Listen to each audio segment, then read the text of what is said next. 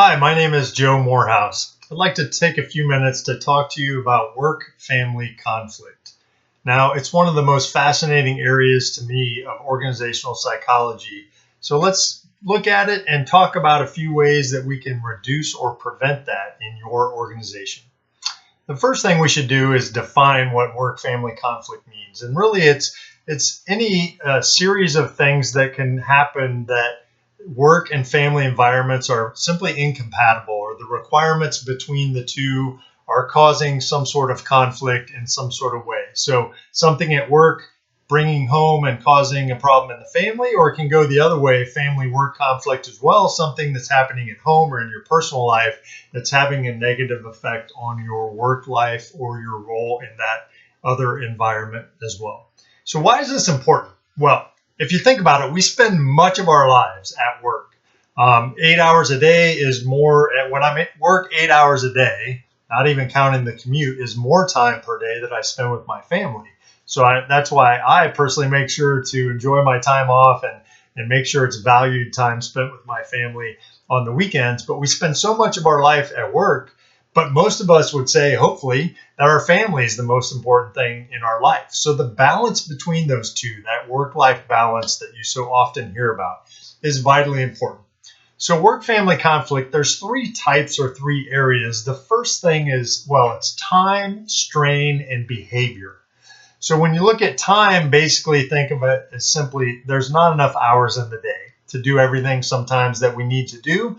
And we can only be in one place at a time, so something's got to give. So sometimes the factor is time related. Strain, there might be headaches or frustration that's caused an effect that trickles over to the other area and aspect of your life.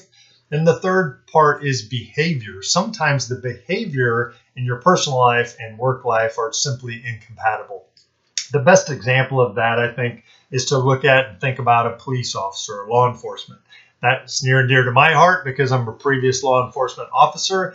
But as a law enforcement officer or policeman, you have to be, it's vitally important for the protection of yourself and the safety of others to be authoritative, to be somewhat suspicious. And those behaviors are part of a police officer's role and responsibilities, don't often translate easily in the home life. You can't be as authoritative, and there's more empathy required, more understanding, those emotional intelligence skills. And you can't just, maybe it's hard to flip that switch on and off going from one role to the other.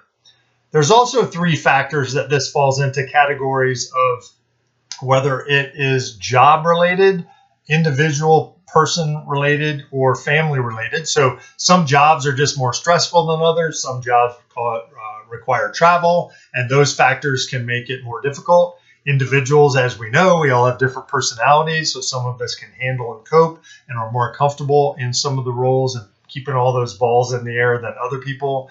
Sometimes there are family considerations, the number of kids that you have, and those sorts of things that make it more difficult for one person than for others. So people try automatically, all of us, to create boundaries, but sometimes overlap is inevitable. So it's important for organizations and for all of us as individuals to understand this and look for ways to cope better and be better with this balance.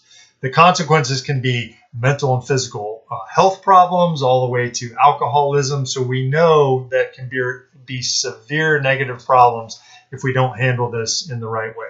So how can we prevent it? My recommendation to companies is look for ways to increase benefits, maybe more time off.